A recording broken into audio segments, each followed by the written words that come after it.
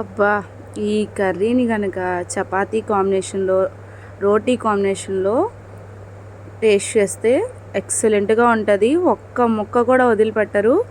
ఆఖరికి పానను కూడా అసలు తుడిచిపెట్టేసినట్టు తినేస్తారనమాట. అంత టేస్టీగా ఉంటది. ఈ రెసిపీ మీకు కూడా కావాలా? రండైతే రెసిపీ చూపించేస్తాను. అందుకన్నా ముందు మన ఛానల్‌ని ఎవరైతే కొత్తగా చూస్తున్నారో లైక్ చేయండి, షేర్ చేయండి, సబ్స్క్రైబ్ చేసుకోండి. వీడియో స్టార్టింగ్ నుంచి ఎండింగ్ వరకు చూడండి. నా రెసిపీ మీకు ఎలా అనిపించిందో కామెంట్ చేయండి. ఈ రెసిపీ పేరు వచ్చేసరికి బెంగళూరు పచ్చిమిర్చి దూద్ కర్రీ అండి. చాలా అంటే చాలా టేస్టీగా ఉంటుంది. చాలా డిఫరెంట్ స్టైల్ అనమాట. ఈ బెంగళూరు మిర్చి అంటే మన తెలుగు వాళ్ళకి మిర్చి బజ్జీలు గుర్తొస్తాయి కదా, కానీ ఈ మార్వాడీస్కి మాత్రం ఈ దూద్ కర్రీనే గుర్తొస్తుందండి. చాలా టేస్టీగా ఉంటుంది.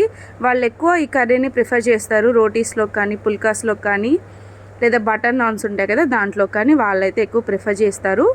నేను ఈరోజు కొంచెం ఎప్పుడు బజ్జీ మిర్చి వేసుకుంటూనే ఉంటాం కదా, రొటీన్ అయిపోతుంది. కొంచెం డిఫరెంట్గా మీకు చూపించాలి అన్న ఇదితో నేనైతే ఈ బెంగళూరు మిర్చితో దూద్ కర్రీ అయితే చేసేసానండి. ఇప్పుడు దీన్ని నేనైతే ఈ పచ్చిమిరకాయ ఇలా ఈ మిర్చీస్ని తీసుకొని వీటిని 3 భాగాలుగా కట్ చేసుకొని ఇలా మధ్యలో చీలిక పెట్టి లోపల నుంచి గింజలు తీసేసానండి. ఇలా గింజలు తీయటం మూలంగా ఇన్కేస్ మిర్చి ఏమైనా కారంగా ఉన్న ఆ గింజలు తీసేస్తాం కాబట్టి అంత స్పైస్ ఉండదు మనకి. కర్రీకి ఎక్కువ స్పైస్ ఉండకూడదు, కమ్మదనంగా ఉండాలండి. అందుకనే నేను గింజలు తీసేసాను. అసలు నార్మల్గా ఈ మిర్చి వచ్చేసరికి కారం ఉండవు. నేనైతే గింజలు తీసేసాను, ఎందుకంటే వాళ్ళు కూడా ఈ రెసిపీలో గింజలు అనేవి ఉంచారంట. అందుకే నేను కూడా గింజలు తీసేసాను. ఇలాగ మధ్యలో చీలిక పెట్టేసుకోండి. ఇవి బారుగా ఉంటాయి కాబట్టి నేనైతే వీటిని 3 భాగాలుగా చేసుకొని చీలిక పెట్టేసి గింజలు అయితే తీసేసాను. చూపిస్తున్నాను చూసారా, ఇలా అన్నిటినీ కట్ చేసేసుకొని గింజలు సపరేట్ చేసేసుకుందాం. ఇప్పుడు స్టవ్ వెలిగించి బాండి పెట్టండి. బాండి హీట్ అయిన తర్వాత దీంట్లోకి ఒక 3 టీ స్పూన్స్ దాకా ఆయిల్ అనేది యాడ్ చేసుకోండి. ఈ ఆయిల్ పాన్ అంతా స్ప్రెడ్ చేసేసుకోండి. నాన్ స్టిక్ ప్యాన్ యూస్ చేస్తున్నాను. ఎప్పుడు ఎక్కువగా ఆయిల్ అనేది పీల్చదనమాట ఇది. ఇప్పుడు ఇలాగా కట్ చేసుకున్న ఈ బెంగళూరు మిర్చిని దీంట్లోకి యాడ్ చేసేస్తున్నాను. మంచిగా ఒకసారి 2-3 టైమ్స్ కలిపెట్టేసుకొని దీంట్లోకి సాల్ట్ అనేది యాడ్ చేసుకోవాలండి. సాల్ట్ యాడ్ చేసుకుంటాం మూలంగా ఇవి మిర్చీస్ అనేవి త్వరగా మగ్గిపోతాయి. మంచిగా కలిపెట్టేసుకొని ఒక 4 to 5 minutes దాకా మూత పెట్టి మగ్గబెట్టేసుకోవాలి.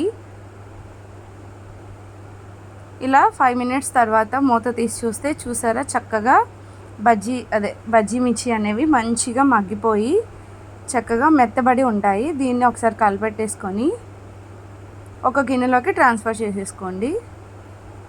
ఇలా అన్నిటినీ తీసేసుకొని ఇప్పుడు ఆల్రెడీ ఇదిగోండి, దీంట్లో ఆల్రెడీ కొంచెం ఆయిల్ అనేది ఉంది కదా, దీంట్లోకి 1 టేబుల్ స్పూన్ వరకు లేదా 1.5 టీ స్పూన్ దాకా ఆయిల్ అనేది యాడ్ చేసుకొని దీంట్లో పోపు వేసుకోవాలి. సాయిపప్పు, ఆవాలు, జీలకర్ర ఇలా పోపు వేసేసుకొని మంచిగా వేయించేసుకోండి.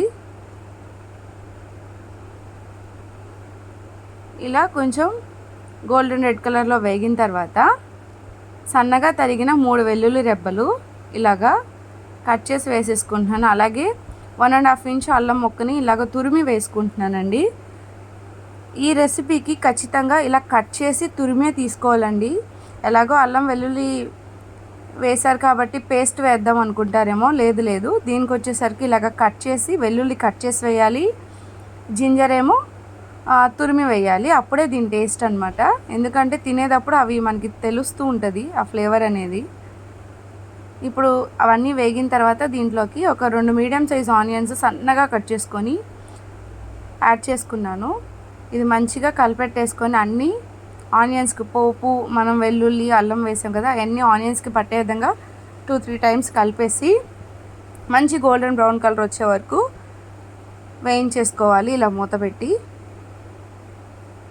చూడండి, 2 మినిట్స్కి ఇలా మంచిగా వేగాయి కదా. ఒక్కసారి గరిటతో కలిపేసుకొని నీట్గా ఇప్పుడు దీంట్లోకి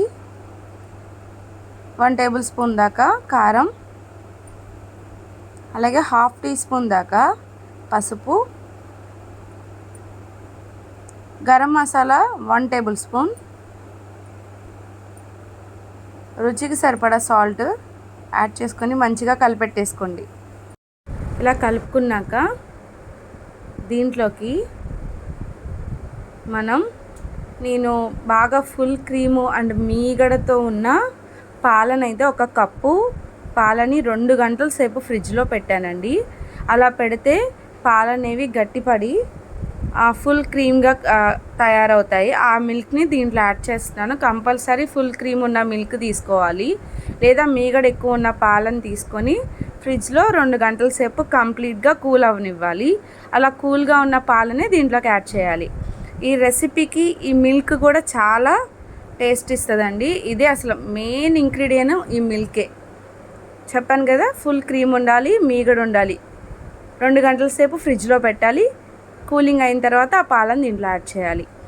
ఆ పాలను యాడ్ చేసిన తర్వాత ఇందాక వేయించుకున్న మిర్చీస్ని కూడా దీంట్లో యాడ్ చేసేసుకొని ఒకసారి కలిపెట్టేసి అదే కప్పుతో, మిల్క్ ఏ కప్తో తీసుకున్నాం అదే కప్పుతో వాటర్ని కూడా యాడ్ చేసి 1కి 2 సార్లు కలిపేసి మూత పెట్టి ఎగ్జాక్ట్గా 6 మినిట్స్ అయితే దీన్ని కుక్ చేసుకోవాలి. 6 మినిట్స్ ఎగ్జాక్ట్గా కుక్ చేసేసుకోవాలి. మధ్య మధ్యలో కలుపుతూ ఉండండి. ఇలా 6 మినిట్స్కి చూసారా మొత్తం దగ్గరికి అయితే వచ్చేస్తుంది. ఆయిల్ పైకి తెలి బెంగళూరు మిర్చితో దూద్ కర్రీ అయితే రెడీ అయిపోతుంది. పైన కొత్తిమీర చల్లేసుకొని మంచిగా సర్వింగ్ బౌల్లోకి సర్వ్ చేసుకొని దీన్ని చపాతీ కాంబినేషన్లో తింటే సూపర్ ఉంటుందండి. చపాతీ, పుల్కా, రోటీ, బటర్ నాన్ దేంట్లోకైనా నెక్స్ట్ లెవెల్ ఉంటుంది.